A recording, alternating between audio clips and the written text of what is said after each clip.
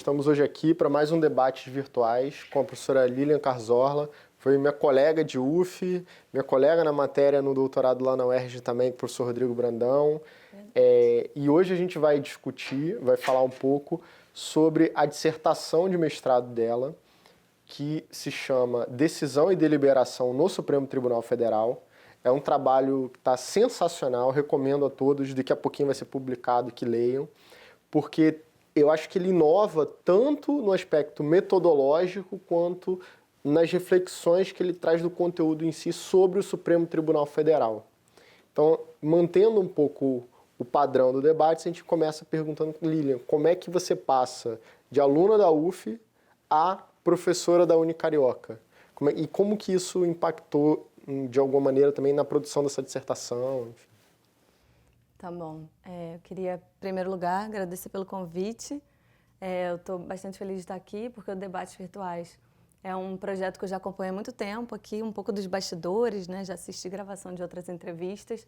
E hoje está aqui falando sobre o meu trabalho, sobre as minhas pesquisas, que eu iniciei na época do mestrado, mas eu continuo observando a mesma problemática, observando tudo agora no doutorado. E é uma oportunidade de aprofundar as pesquisas, né? Ampliando um pouco o objeto. E aí eu estou bastante feliz de estar aqui nessa oportunidade de estar divulgando meu trabalho e as minhas pesquisas. A passagem, né, respondendo então a primeira pergunta, a passagem de aluna para professor, para mim, foi muito tranquila. Eu, assim, sempre digo, até de uma forma romântica, assim, que eu tenho a docência no sangue porque eu sou filha de mãe professora, neta de professora, sobrinha de professoras, afilhada de professoras. E quando eu busquei o mestrado, né, eu sempre pensei que eu daria aula, eu dava aula para as bonecas, esse tipo de coisa. E dei aula, participei de projetos, amigos da escola, projetos assim como voluntária, dei aula particular, de língua portuguesa em casa. E eu fiz isso assim várias vezes na minha vida. E daí quando eu entrei no mestrado, eu sempre tinha a convicção de que eu seria professora um dia, mas eu não tinha ideia de que eu me apaixonaria tanto pela academia como efetivamente aconteceu. E assim, hoje em dia, mais do que assim, ao magistério, né, eu me dedico também, não mais, né, o magistério toma mais tempo porque a gente, né, o contato com os alunos em sala de aula é o que é uma parte muito gostosa da profissão. E isso, assim, a preparação de aula, tal, isso é que efetivamente ocupa a maior parte do nosso tempo. Mas a função de pesquisador também é uma função que me encanta muito, assim. Eu acho que quando a gente assimila, assim, né, quando a gente percebe, identifica um problema de pesquisa, bom, pelo menos comigo assim, esse problema de pesquisa ele entra na sua vida, assim, ele vira um problema que você passa a se dedicar a ele, você dorme e acorda com esse problema, ele vira um problema na sua vida mesmo, assim, a gente precisa dirimir. E por mais que a gente saiba, assim, que a gente não vai chegar a uma única resposta, né, que as respostas que a gente vai encontrar não são corretas, verdadeiras, né, são respostas sempre assim provisórias, né, vão atender ao problema naquele momento, fazem sentido para você, né, tendo em vista a literatura que você teve acesso, a linguagem típica do seu campo, né? Então, assim, as respostas são representações que a gente cria para aquele momento. Mas aí, quando você encontra essas respostas, é uma sensação absolutamente prazerosa, é um filho, assim, é uma obra, assim, uma conquista. Então, eu me apaixonei pela academia por essas duas frentes de atuação, assim, que me encantam absolutamente e que eu sou muito feliz fazendo. Tanto o magistério, quanto a função de pesquisador mesmo, que também acabam nos estimulando assim na vida, né? Em vários sentidos, assim, né? Então é isso, assim. Essa passagem foi prazerosa e tranquila. Achei muito interessante porque essa função de pesquisar realmente é muito gostosa e dá para ver nessa tua trajetória que você foi buscar aperfeiçoar essa função de pesquisadora, buscando, por exemplo, como melhorar a pesquisa empírica, indo fazer matérias no programa de Sociologia e Direito da UF, que agora você está fazendo o doutorado lá, foi fazer matérias de direito comparado na UERJ, e eu acho que a originalidade do seu trabalho está muito aí também, num emprego com consistência dessa metodologia que não é muito comum na área jurídica. O Veronese, que foi nosso professor, falava muito disso, de uma baixa integração, por exemplo, da pesquisa empírica no direito. Então, a primeira pergunta que eu gostaria de fazer para você é quais foram esses desafios de empregar essa metodologia pouco comum na área? E você usou um pouquinho de direito comparado, estudo de casos, que também não é muito comum na área. Tem o caso usado como exemplo, mas um estudo de casos mesmo não é tão comum. E uma pesquisa empírica. Você fez uma etnografia no Supremo Tribunal Federal. Você entrevistou assessores, enfim. Eu queria ouvir, primeiro, os desafios de empregar uma metodologia pouco usual. Tá, então, realmente isso foi um desafio. Assim, como a minha trajetória acadêmica é toda na UF, né, eu entrei em 2006 na graduação, concluí no início de 2011, primeiro semestre, daí um ano depois já ingressei no mestrado e agora eu continuo na UF, né, por conta do doutorado. E eu tive a oportunidade, né, na UF, então assim, eu acho que essa casa assim, me deu a oportunidade de trabalhar dessa maneira. Porque eu acho que outros profissionais, né, da nossa área acabam tendo contato com um ensino mais dogmático, assim, não que, claro, isso não tenha, né, suas vantagens e tudo mais, mas lá eu tive contato com professores que faziam pesquisa de campo, pesquisa empírica, especificamente no mestrado. Eu tive aula no mestrado com antropólogos, sociólogos, pesquisadores do direito, de diversas áreas, né? Embora tenha sido um mestrado em Direito Constitucional, não tive aula somente com professores da área, né? Então, em todo o tempo... Eu também fiz um mestrado lá, a gente é obrigado, e que bom que a gente é obrigado a fazer uma matéria fora da área, ou fora do programa, pode ser na mesma faculdade ou em outra faculdade. Então, isso achei muito bacana também. Eu tive aula com o Ronaldo Lobão, eu tive aula com o Cante de Lima, você sabe. Então, eles trabalham essa pesquisa empírica muito legal. Exatamente.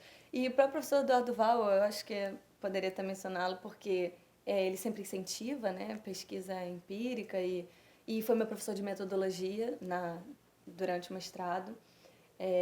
E aí, comparado também, na América Latina, exatamente, né? Que é sensacional. O estudo comparado também incentiva bastante. Eu acho que, né, no capítulo que eu trato, que eu faço um estudo comparado entre a Corte Americana, o Tribunal Constitucional da Alemanha e o Supremo, também tive um pouco dessa inspiração, né, assim, nos trabalhos dele e nas aulas, né? Então, assim, eu acho que todo esse contato, né, essa trajetória acabou me sugerindo outras metodologias de pesquisa que não aquela tradicional, né, de revisão bibliográfica, né, de apenas, né, um estudo dogmático de literatura. Embora eu tenha feito isso também no meu primeiro capítulo. No primeiro capítulo eu utilizo bastante o estudo, assim, né, recorro a leituras, inclusive de fora do Brasil, porque aqui mesmo, como eu estudo atividade judicial, assim, se eu tivesse que, em termos genéricos, né, dizer o que eu pesquiso é atividade judicial, né? E aí eu observo especificamente o Supremo Tribunal Federal, sempre através de uma ótica procedimental com um ideal que eu persigo, que é a questão da deliberação. Mas então, no primeiro capítulo, eu senti necessidade de trazer esse aporte teórico, né? O que seria o procedimento decisório, quando eu falo de um órgão colegiado, por que é diferente o procedimento decisório de um órgão monocrático, né? Quais são as variáveis, né, que estão envolvidas? Então, nesse primeiro capítulo, eu trago essa questão da interação entre os membros do grupo, como que funciona. E aí eu utilizei bastante literatura estrangeira, né, nos Estados Unidos. A ciência política se dedica a observar a atividade judicial. E aí tem estudos muito interessantes sobre modelos, né, de decisão judicial, modelo ideológico, estratégico, legalista. E aí eu me amparei um pouco nisso, falei de efeito de grupo, né? Como que quando a gente começa a conversar com alguém que tem uma opinião semelhante à nossa, no final da conversa a gente tende a ter reforçados os nossos pontos de vista iniciais. Ou quando a gente conversa com uma pessoa que tem uma opinião totalmente distinta, no final a gente tende a ter atenuados os nossos pensamentos originais. E aí eu pensei nisso num grupo, né, maior. E aí, então, esse primeiro capítulo serviu para isso. Então, foi um capítulo que eu trabalhei de forma mais confortável, porque a metodologia era uma metodologia típica do campo do direito, né? Que a gente já está familiarizado. Então, o primeiro desafio um pouco nisso foi ver não só a Constituição americana, a Constituição alemã, mas ver também a literatura específica da cultura local, as decisões. Sim. E no nosso caso aqui do Supremo, ter acesso a essas pessoas, né, que trabalham lá e que podem contar a narrativa mais de perto, né, do dia a dia. Assim, avançando na resposta, né, essa sua pergunta, como eu realmente utilizei várias metodologias, em cada etapa da pesquisa eu precisei trabalhar de uma forma específica. Isso me tomou mais tempo, isso foi um desafio por ter me tomado mais tempo, e demandar, assim, mudar uma chave mental, assim, a cada capítulo. Então, o primeiro capítulo trabalhei de forma mais dogmática, o segundo capítulo trabalhei com a comparação, né, busquei analisar a realidade, busquei, como eu trabalho com procedimento decisório, eu não tinha como somente analisar o procedimento decisório da Corte Americana, procedimento decisório do Tribunal Constitucional Alemão, procedimento do Supremo. Eu tinha que observar a realidade em que essas cortes estão inseridas para que aquilo fizesse sentido, né?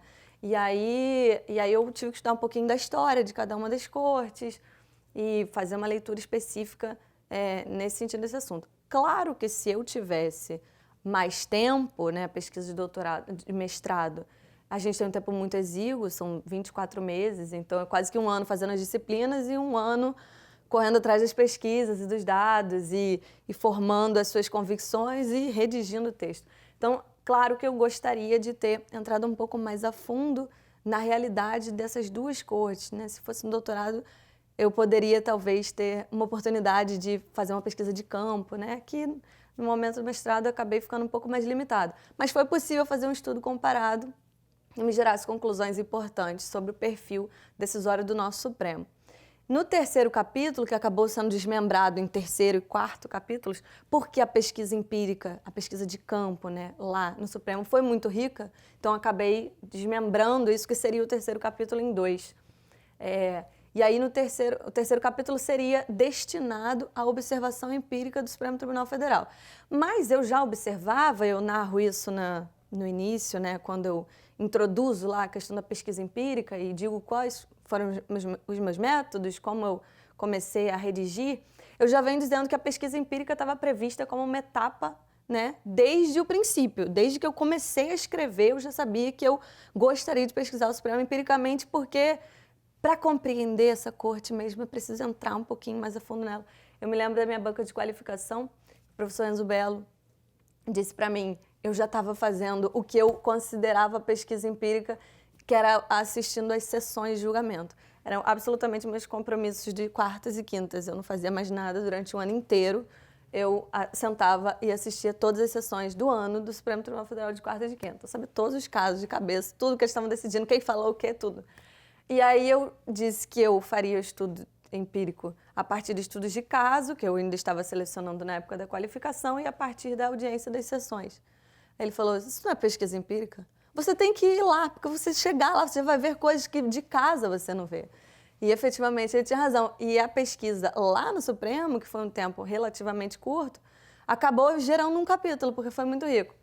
E aí, então, como eu estava dizendo, né, respondendo a pergunta sobre metodologia, foram muitos métodos, então, para produzir análise tão rica quanto eu gostaria, eu precisei utilizar vários caminhos possíveis, né, para enxergar o Supremo da forma mais completa possível.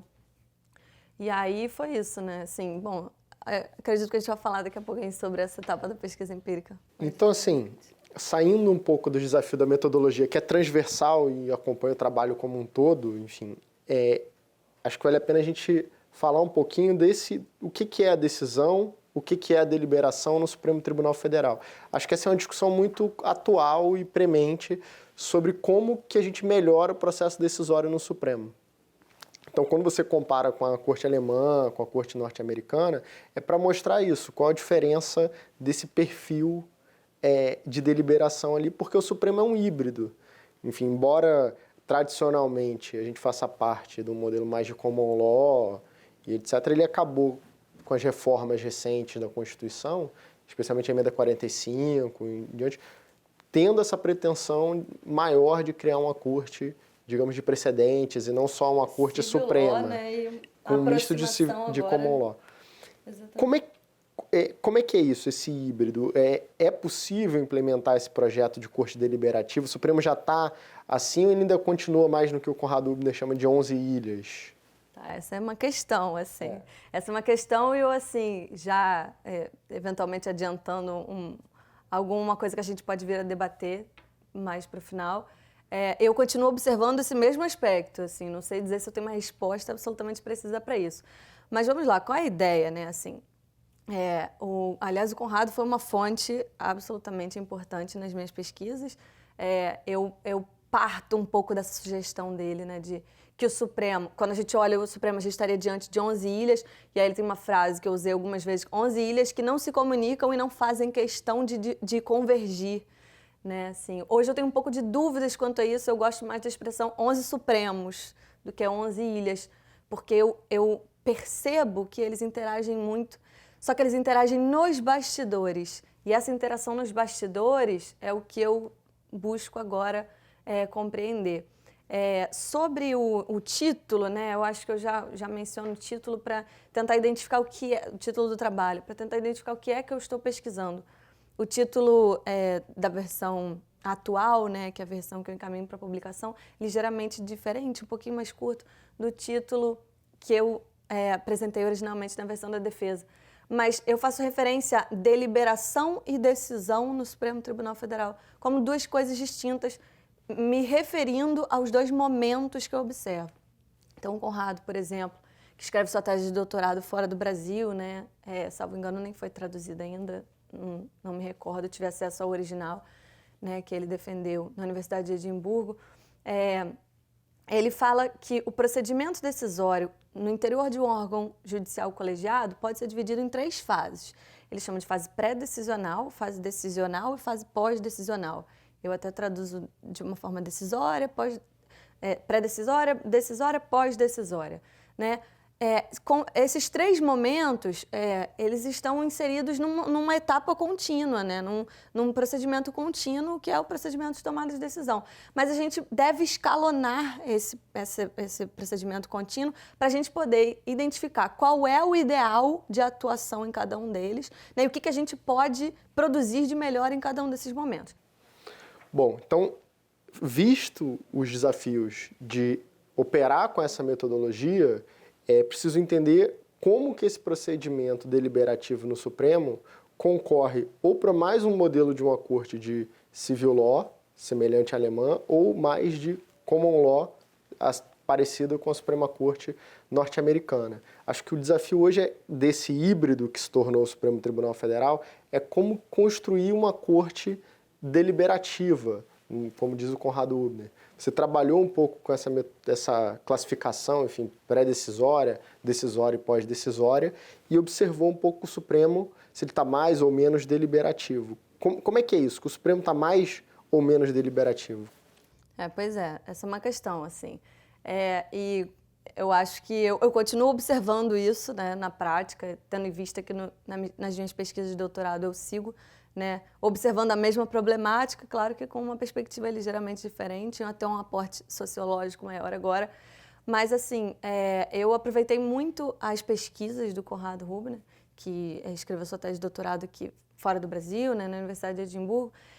Ele trabalha uma teoria normativa sobre um ideal deliberativo para as cortes constitucionais. Então, ele não observa especificamente nenhuma corte, né, nenhuma realidade específica, nem especificamente o caso do Supremo Tribunal Federal, embora em outros trabalhos publicados no Brasil ele tenha mencionado, trabalhado expressamente a questão do Supremo. O FGV agora falou 11 Supremos, que você estava falando 11 Supremos. Também. Exatamente. O Conrado falou 11 ilhas e eu me reporto a essa expressão diversas vezes, né, no meu trabalho. Mas hoje em dia confesso que gosto mais da expressão 11 Supremos. O Conrado, ele um textinho que é bastante interessante dele, que eu usei bastante, ele fala assim, 11 ilhas que não dialogam entre si e que não fazem questão de convergir. E assim, é o que eu observo especificamente hoje, porque nas minhas pesquisas de doutorado eu tento observar esses movimentos de poder nos bastidores, que são muito sutis e que a gente não observa, não tem como se aproximar, né, Então, assim, o desafio, talvez agora no doutorado, seja até maior por conta disso. Mas, aproveitando as pesquisas do Conrado, ele escalona o processo decisório no interior de um órgão judicial colegiado em 3 etapas.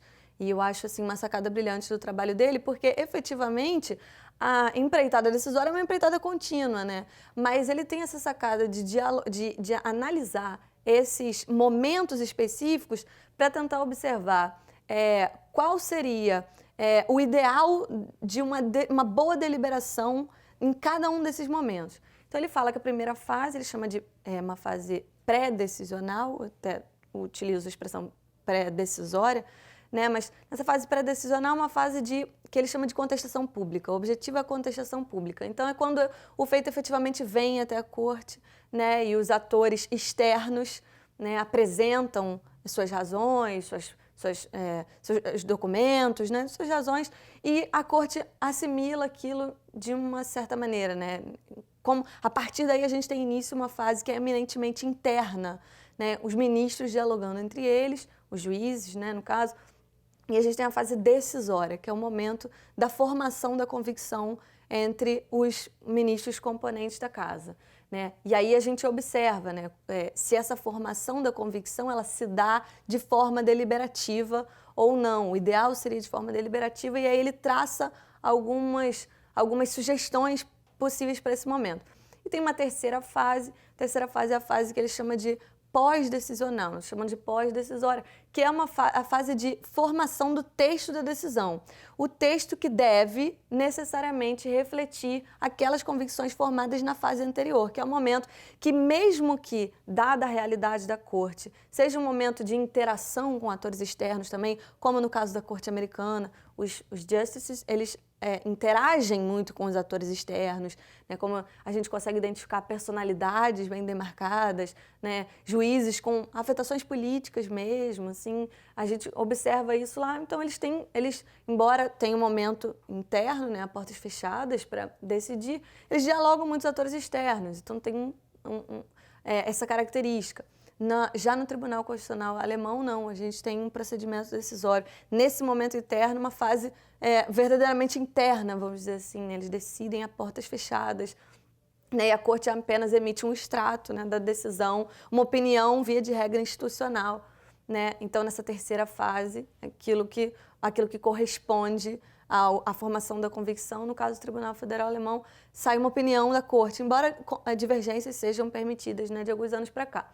Então, isso é muito interessante no seu trabalho, porque geralmente as classificações, quando você vai no livro de controle ou no manual, é sempre controle abstrato versus incidental, concentrado ou difuso. E essa classificação quanto a portas fechadas ou portas abertas, enfim, há quem fale em deliberação interna ou externa, é pouco trabalhado. Você chegou até a trabalhar uma classificação de interesse e cooperação que é bem original, né? Isso tem a ver com a questão do interesse político, né? Uma corte ser ideologicamente interessada ou desinteressada tem a ver com a gente poder perceber, através das emanações daquela corte, das decisões, as concepções individuais de cada juiz. E o fato de ser cooperativa ou não tem a ver com como se dá a interação entre os juízes para a formação daquela convicção. Então, quando eu observo o Supremo, esse primeiro momento decisório eu deixei um pouco de lado, né? Está fora dos meus objetivos. Também seria um momento muito amplo, a gente teria que observar muitas coisas, eventualmente audiências públicas, muitas coisas que fugiram do radar da pesquisa. Eu centrei justamente nos momentos decisório e pós-decisório. Então, eu tentei buscar, tentei estudar e compreender como é que se dá a formação da convicção, se é de forma cooperativa, deliberativa, e aí a gente tem a questão da cooperação, ou também chama outras vezes de colegialidade, como um elemento absolutamente importante aí para viabilizar o que seria uma verdadeira deliberação. E na terceira fase, que eu também busco observar o Supremo, nesse sentido, se há previsões, por exemplo, no regimento interno, que eu estudei com alguma profundidade, se o regimento interno prevê um procedimento para redação do texto, para que esse texto corresponda ao que ficou decidido, né, aquela convicção formada na segunda fase. Então, eu tentei observar o Supremo nessas duas questões. Daí, o título do meu trabalho, né, se referir expressamente a deliberação e decisão, porque eu estou tentando focar nesses dois momentos, né, o momento da formação da convicção e o momento da formação do texto, que deve né, refletir essa segunda etapa. E eu achei interessante porque, para isso, você fez um recorte. Você fez um recorte temporal, você analisou, enfim, 2014, 2015, 2016, mais ou menos. 13 e 14. Isso, 13 e 14. E os casos envolvendo recursos extraordinários. Isso deu um retrato de um Supremo de uma época em que se começava a tentar ajustar um pouco essa cooperação.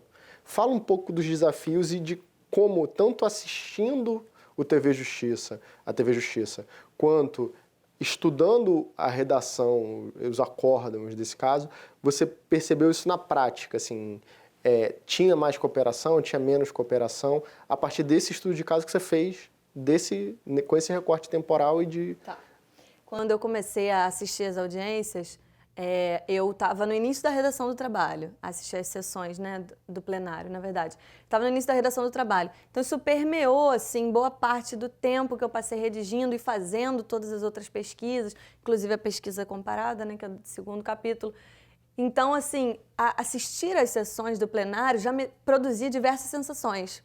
Às vezes, em casa, eu aplaudia um certo posicionamento ou quando algum ministro dizia alguma coisa assim, tipo, não quero convencer ninguém. Eu pensava, ué, não quer convencer, mas o momento da interação no colegiado, no plenário, é justamente para convencer os pares, né? E aí tinha, de repente, um momento de animosidade e foi muito interessante, até relato isso no trabalho, momentos em que um ministro disse para o outro, tudo bem, eu vou tentar ajustar aqui a redação para ver se te atende. Já em outros momentos eu flagrei um ministro dizendo assim, tá bom, tudo bem, eu não vou divergir não, pode deixar o que você quiser, que no meu voto eu escrevo, ponho os meus esclarecimentos. Quer dizer, já me produzia a sensação de que, opa, tudo bem, houve aí uma interação colegiada, mas quando eu vir o interteor do acórdão, provavelmente eu vou ver fundamentos decisórios distintos para decidir a mesma questão.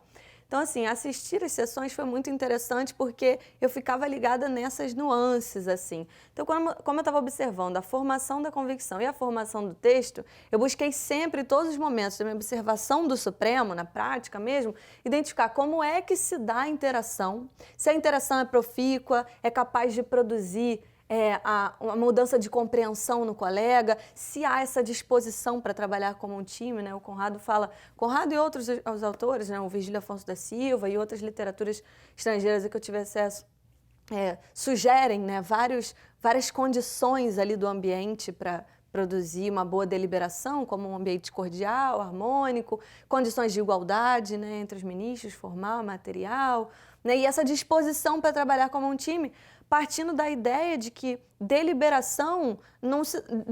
não é meramente decidir, né? Deliberação é algo maior. Trata-se de um tipo específico de discussão no interior de um órgão, de um grupo, né? Um órgão colegiado, no caso como a gente está trabalhando, com vistas a produzir uma decisão que atenda ao que se entende por bem comum.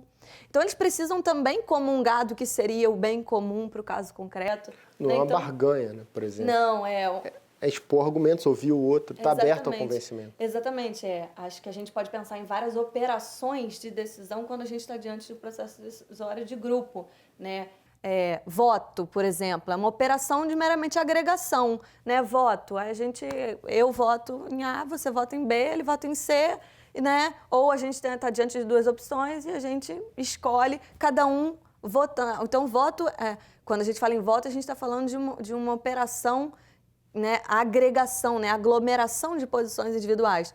Normalmente, isso é o que a gente pode observar no Supremo, né? Eles votam, cada um fala no seu momento, eles votam e se forma uma decisão final. Quando o ideal deve ser a questão da produção do consenso, né? Então, a operação que não seria a agregação, que seria a deliberação, né? Então, deliberar no sentido de produzir uma decisão que atenda ao bem comum. Então, eles devem, eu acho que antes é importante que se fixe, por exemplo, os pontos de julgamento. Então, isso é até uma conclusão que eu chego no final do trabalho, esse procedimento prévio à sessão do plenário, para fixar pontos para fixar qual é o objetivo da demanda, né? Decidir especificamente o quê, responder a que pergunta. Porque quando eles têm contato em isolamento com os autos, cada um, de acordo com o seu background, com as suas convicções, com aquilo, com o tempo, às vezes fatores simples como o tempo que gastou ali, que empregou na leitura daqueles autos,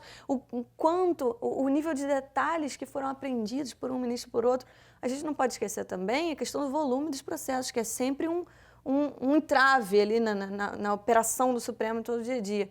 Então, diante de uma pauta muito grande, né, de um volume de processos gigantescos, os ministros tendem a selecionar aqueles casos onde eles têm mais afinidade, para ler com mais calma, né, para produzir votos mais consistentes, até mesmo quando eles são relatores, né, eles têm o dever de atuar mais detidamente naquele caso. Então, a gente vai vendo uma série de coisas acontecendo assim.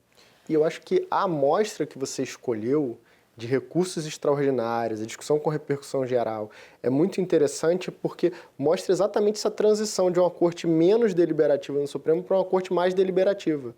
Então, e talvez se tivesse ficado só no texto, você não tivesse notado tão bem essa mudança. Porque, num dado momento, salvo engano, em 2015, o Barroso começou a bater pé firme, que é já uma proposta antiga dele, e acho que com razão, de que fosse colhido a opinião do que é que vincularia naquele recurso extraordinário. Que é uma iniciativa absolutamente importante, né?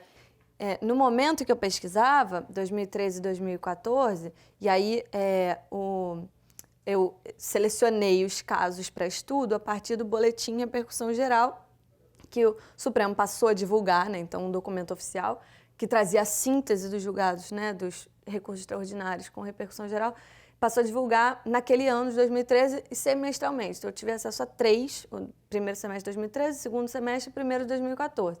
E aí, me deparando com eles, eu vi que, eu tinha um sem número de acórdãos possíveis para analisar, então qual seria o método para escolher quais que eu analisaria, tendo em vista que o objetivo era fazer um estudo de caso assim detalhado, né? Identificar quais foram os fundamentos decisórios e, além disso, né, se os fundamentos convergiram, se os ministros utilizaram os mesmos fundamentos para chegar a uma dada resposta. E, além disso, por trás dos fundamentos, eu buscava identificar o diálogo para identificar se houve ou não colegialidade. Então, foi uma análise complexa de cada um desses julgados. Eu me lembro que teve um caso até legal que você narra, que você fala assim que o Toffoli deu uma piscada pro Barroso, se ele ia antecipar o voto ou não.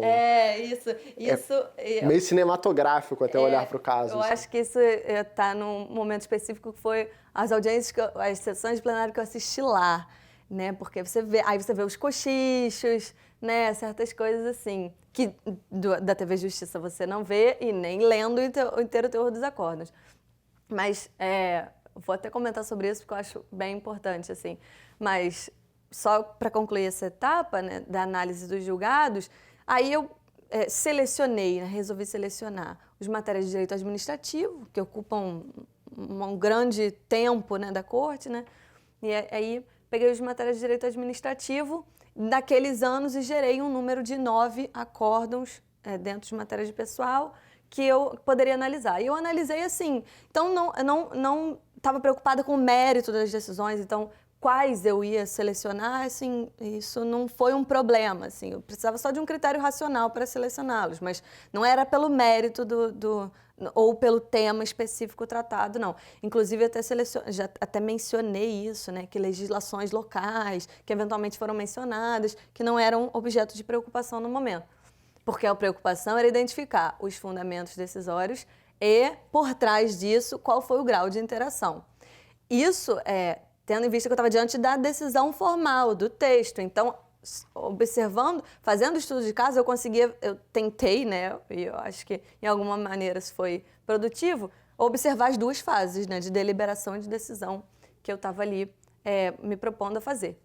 Então, assim, o interessante, né, de conclusão geral que eu tiro da análise desses 9 acórdãos que eu analisei é que, qual era a minha perspectiva inicial? Eu ia verificar a ementa, primeiro ponto, eu ia verificar a ementa e ia verificar a partir da ementa se os fundamentos trazidos ao longo do texto correspondiam à ementa, ou seja, se a ementa eventualmente refletia apenas a decisão do relator ou se a ementa correspondia ao que foi decidido pelo colegiado, né? Então, esses eram os objetivos.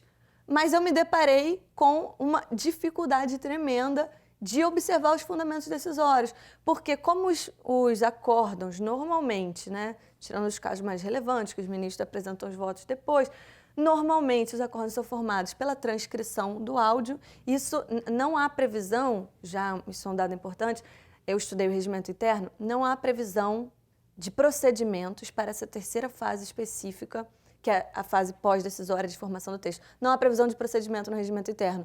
O que há especificamente é isso que eu estou te dizendo agora. O inteiro teor da decisão será formado pela transcrição do áudio. O que significa que a gente vai estar diante de um inteiro teor de acórdão que vai ser absolutamente confuso do ponto de vista da identificação da ratio decidendi, né, da razão do julgado, porque eu vou ter que buscar os fundamentos decisórios de cada ministro diluídos ao longo do texto. E isso dá um trabalho para o operador do direito absurdo, né? Os advogados precisam, eventualmente, para construir alguma tese, né, para litigar perante o Supremo, precisam, né, além de fazer a pesquisa do precedente, né, além de identificar as decisões favoráveis ou não, não basta ler a ementa, é preciso se dedicar ao texto. Então, essa foi uma dificuldade que eu observei, que eu tive de antemão. Então, eu tive que... Eu acho que isso hoje melhorou um pouquinho na gestão do Lewandowski, porque ele, como presidente, no final, nessa fase pós-decisória que você fala, ele pega e colhe essa súmula. Sim. E vê, tá todo mundo de acordo, concorda, discorda ou não. Então, essa descrição dessa passagem, eu perceber isso do Supremo é super atual e relevante, e o recorte que você fez eu achei muito interessante, assim, desse desafio para a repercussão geral, mas também de fazer uma pesquisa empírica com estudo de casos, que não é aquela de usar como exemplo meramente, porque o jeito que tradicionalmente aqueles que trabalham com direito, que escrevem, fazem, não é bem empírico. Então a crítica dos sociólogos é justa, mas eu acho que a maneira como você fez torna, sim, o estudo de caso empírico e super rico e válido. E passando um pouco desse estudo de casos para empiria, mas uma espécie de etnografia que você fez no Supremo, eu achei muito própria e difícil de encontrar nos livros a narrativa que você fez, assim, do prédio, da biblioteca, de como que os gabinetes se organizam. Isso eu achei muito legal e eu queria te ouvir de verdade falar um pouco sobre isso, até o bastidor, que é uma expressão sua, que está presente na dissertação como um todo, de como que o ministro se organiza no diálogo com seus assessores para montar o voto. Então, é por classe processual, é turma, ou é plenário. Isso eu achei legal, assim, porque é um olhar de quem foi lá ver e conversar com as pessoas. Eu tive essa preocupação quando eu fiz a pesquisa empírica, quando eu fiz vamos dizer assim, a pesquisa de campo, né, no Supremo. Eu também não queria falar mais do mesmo, né? Porque as pessoas conhecem o Supremo. O Supremo é uma instituição pública, é um prédio público, né, localizado, de fácil acesso, né? Em Brasília, as pessoas podem entrar, podem sair. Basta, né, que passe por toda a revista, né? Detector de metais, eu até narrei isso. Então, assim, os advogados conhecem o Supremo, visitam o Supremo. Então, assim, eu tinha preocupação até de estar falando, de estar falando óbvio. Mas a repercussão foi exatamente o oposto, né? Assim, o que eu escrevi não tá nos livros. E se não fosse chamada atenção para isso, né? Se em algum momento alguém não te chama atenção para isso, dificilmente alguém vai ter essa perspectiva, assim, né? Simplesmente indo até o Supremo para trabalho ou coisas do tipo. Então, assim, para começar, então, a etapa, né, essa etapa, eu fui para o Supremo com 2 entrevistas agendadas com assessores. E aí isso já constitui um dado importante, porque foi difícil, né? Não foi fácil agendar essas entrevistas. Eu fui para fazer uma observação, mas especificamente para entrevistar os assessores. Eu gostaria de ter entrevistado os ministros, mas até por conta, né, da pesquisa de mestrado, a gente tem um tempo exíguo e eu, para agendar com os ministros, precisaria de bastante antecedência, né, para conseguir agenda, essas coisas. E daí, o que foi viável fazer foi entrevistar assessores. E saí do Rio com algumas entrevistas marcadas, 2. E dessas 2, eu fiz 10. Dessas 2, eu consegui as outras, porque os assessores achavam interessante as pesquisas, as perguntas e gostariam até de se manifestar mais, de repente, através de um colega, e ligavam para os colegas e pediam para reservarem um tempinho para mim, para eu fazer as perguntas e tudo mais. E assim eu fui conseguindo fazer as outras entrevistas. Então, eu já percebi, né, de antemão, que o papel dos assessores é um papel importante, porque a gente tem pouco acesso aos ministros, assim, de modo geral. E eu entendo, né, que na estrutura geral do Supremo, os assessores funcionam como esses tentáculos do ministro e, ao mesmo tempo, como um dos assessores me disse na entrevista, ao mesmo tempo, o desafio deles muito grande é pensar como ministro, até por uma economia de tempo no trabalho, porque eles elaboram um trabalho, né, de repente escrevem um voto, redigem algum voto, e aí quando vão apresentar ao ministro brevemente antes da sessão, eles já devem pensar como o ministro faria normalmente. Assim, eles mencionaram isso, assim, achei um dado interessante.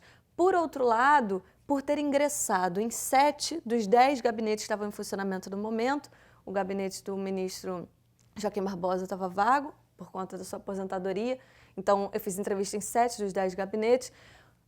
Por conseguindo entrar em cada um desses gabinetes, eu consegui observar uma variedade de formas de organização, e aí desde as instalações físicas, assim, a organização interna dos gabinetes, até a dificuldade que eu tive ou não de ingressar ali, de acessar naquele gabinete. Isso já começava a me revelar um pouco sobre o ministro, sobre o tipo de comportamento que ele exige dos seus funcionários, do seu corpo de funcionários e assessores.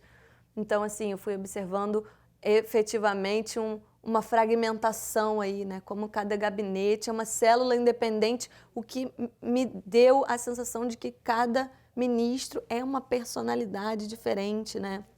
Assim, de alguma maneira até corroborando com a ideia de 11 ilhas ou de 11 Supremos, como eu tenho preferido trabalhar.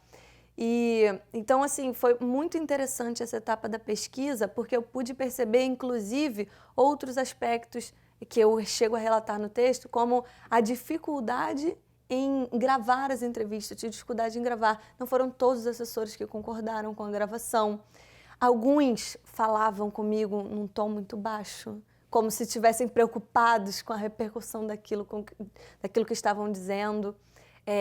Em alguns gabinetes, eu só conseguia entrevistar o assessor do lado de fora. Ele saiu comigo e me deu entrevista do lado de fora, porque não queria falar nada ali dentro. Em outro gabinete, eu conversei durante uns 15 minutos e só consegui ingressar depois, até a sala, né, ao gabinete do assessor, depois de que ele efetivamente constatou que se tratava de uma pesquisa acadêmica, que eu não era advogada, né? Advogada eu sou, mas não estava atuando no momento. Então, toda essa diferença de tratamento comigo e em relação à pesquisa acadêmica me revelava um certo perfil de ministro próprio, assim, e o que me dá essa sensação de que eu estou diante de 11 personalidades próprias. E aí tive umas outras impressões importantes que eu relato, né, sobre o prédio, né, a questão do restaurante, que todo mundo frequenta o mesmo, exceto os ministros, os elevadores, né, que os elevadores dão acesso direto à sala do ministro, ninguém precisa ver o ministro não precisa circular por corredor algum, né, assim, isso é uma questão física, né, da estrutura do prédio, que produz um certo isolamento e uma certa valorização, preservação daquela figura, né, do ministro. Eu tive a oportunidade de assistir algumas sessões do plenário, de turmas também. Um dos dias eu fui impedida de entrar no plenário porque eu estava sem blazer. Eu estava de camisa social de botão, mas eu não podia ingressar porque eu estava sem blazer. E a gente, para acessar, né, o prédio do plenário, tem que sair do Supremo e andar pela rua e acessar por fora, porque só os ministros e os funcionários podem acessar pelo canal próprio ou pelo subterrâneo, né, pela garagem. Então, assim, foram muitas observações, assim. Uma questão interessante também, que a informação de corredor, né, que os ministros mais antigos ocupam espaços melhores, os andares mais elevados, né, a parte mais nova do prédio. Então, assim, foi efetivamente muito interessante essa incursão, porque eu consegui ver o Supremo por dentro, de uma forma que a gente corriqueiramente não se preocupa de ver.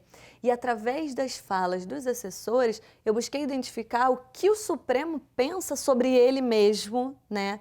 O que o Supremo pensa sobre si enquanto instituição. Uma das perguntas era, assim, despretensiosamente, o Supremo pode ser melhor traduzido como uma fragmentação ou como uma instituição? Né? Não é com essas palavras, mas era alguma coisa desse tipo. E alguns respondiam de pronto, não, isso aqui é 11 ilhas mesmo, não com essa expressão. E outros pensavam, tipo, o que tinha por trás da pergunta. Outros Outros já até me disseram em alguma entrevista, eu nunca tinha pensado sobre isso. Quer dizer, também uma ausência de reflexão sobre o que o Supremo efetivamente está produzindo, né? Se ele está produzindo de forma colegiada, se ele está se portando enquanto instituição, ou se ele está efetivamente valorizando as personalidades individuais.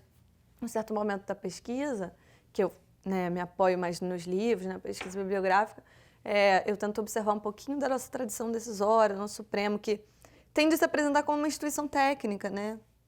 A gente vem do tronco do civil law, então a justiça é técnica, né?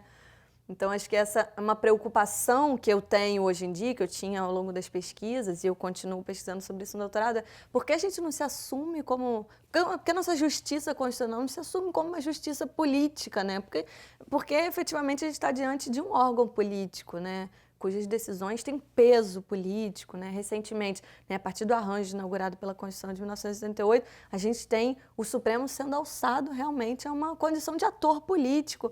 Não é mais esse outro desconhecido, né, do Aliomar Baleiro, né, que já falava isso desde a década de 60. Então, assim, eu acho que é importante observar o Supremo assim, mais profundamente, né, e de uma forma mais pensando na nossa realidade do que só a Corte Constitucional que tem o monopólio da última palavra sobre a Constituição. E lendo a sua dissertação e te ouvindo, a gente vê que você falou no início, qualquer um pode ir lá ver o prédio, mas eu acho que esse olhar do pesquisador e da professora que foi lá é algo que não tinha ainda na literatura. E você exotizou, para usar a expressão dos sociólogos, a arquitetura, a interação, a fala, o cochicho. Então isso traz uma linguagem muito própria para revelar o Supremo. E aí, caminhando um pouco já para o fim, teve alguma pergunta que eu não fiz, que você gostaria que tivesse feito em relação ao trabalho, a pesquisa, as impressões? Não pensei nisso, assim. Na verdade, eu confiei em você nessas perguntas. Mas, assim, eu acho que a gente pode, pensando nas minhas pesquisas do futuro, eu complementaria tudo que eu disse, né? Com isso, assim, né? Com o que eu estou observando agora.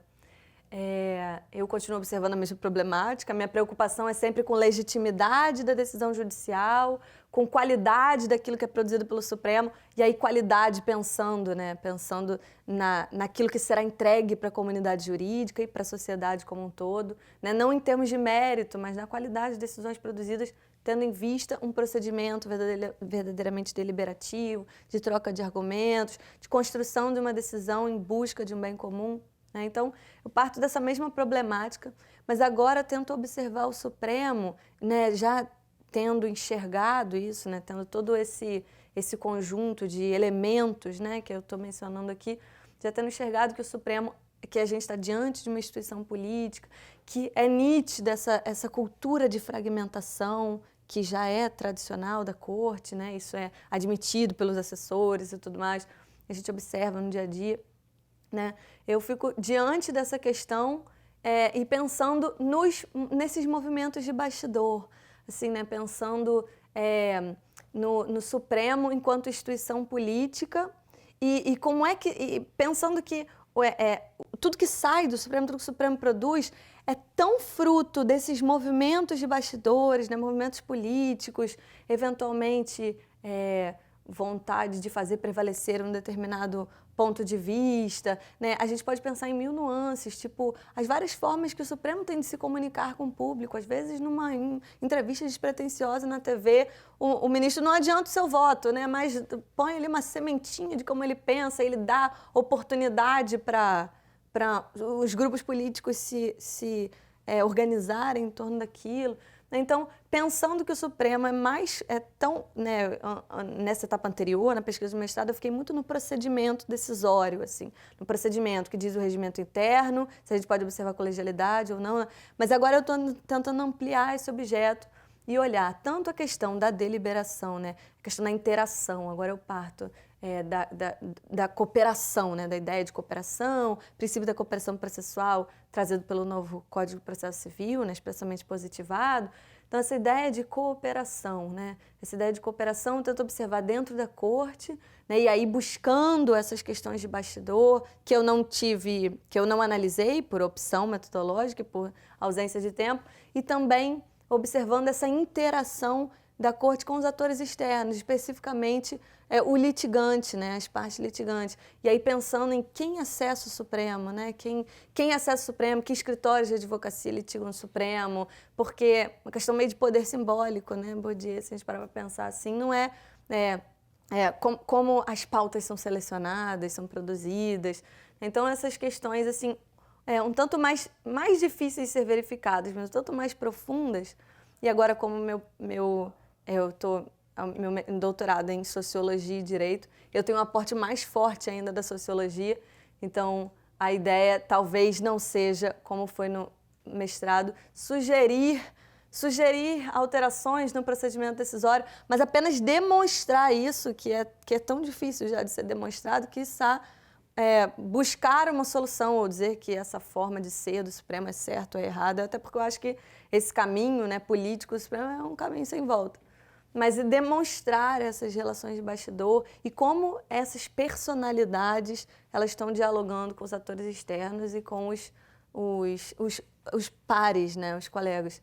Assim, só diria que eu continuo nas pesquisas, portanto, não acho que as respostas oferecidas são suficientes ou são respostas conclusivas, absolutamente conclusivas, mas é isso. Queria dizer que foi um prazer assim, ler seu trabalho, é um tema que eu acho fascinante e o olhar que você imprimiu acho que produz um desconforto, desnaturaliza, isso é muito legal. Então, assim, queria te agradecer por topar, participar do projeto e convidar todos a lerem o trabalho que daqui a pouquinho sai pela Lumen Iuris.